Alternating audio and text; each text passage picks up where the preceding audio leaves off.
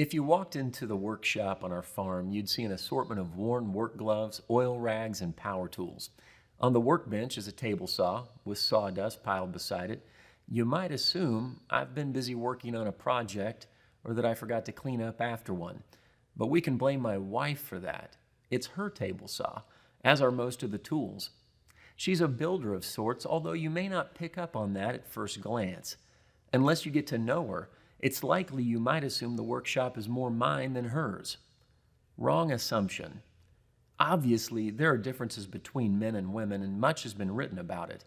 However, the characteristics often attributed to men and others to women may cause you to classify one gender in a way that leads you to assume something that you shouldn't. It works like this as we fight poverty too.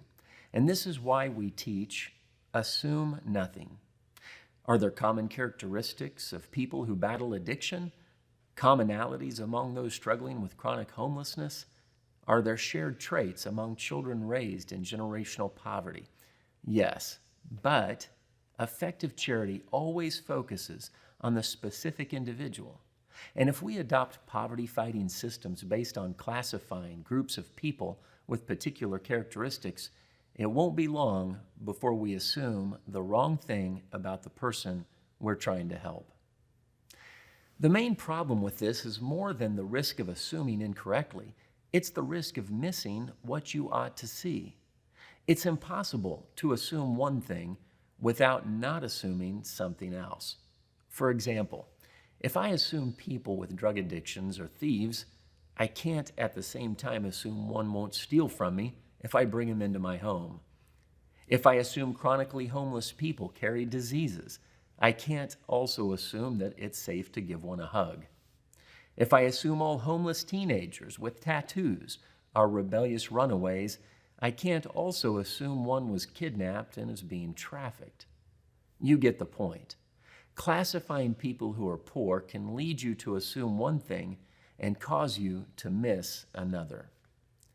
This is a principle called inattentional blindness, the failure to notice one thing because our focus, our attention, is placed on something else. One 2009 study published in the Journal of Applied Cognitive Psychology found that having a simple conversation on a cell phone while walking down the street will significantly increase the likelihood you'll miss a clown riding past you on a unicycle. So, what are you focused on? Assuming something about someone prematurely puts our focus on one thing that may cause us to be inattentionally blind to another. You've probably already figured out that fighting poverty is a one-person-at-a-time task. If you and I are going to be successful at helping each person maximize his or her unique potential, help each one capitalize on strengths to escape poverty, our focus must be clear and on what is most important for that individual in his or her particular set of circumstances.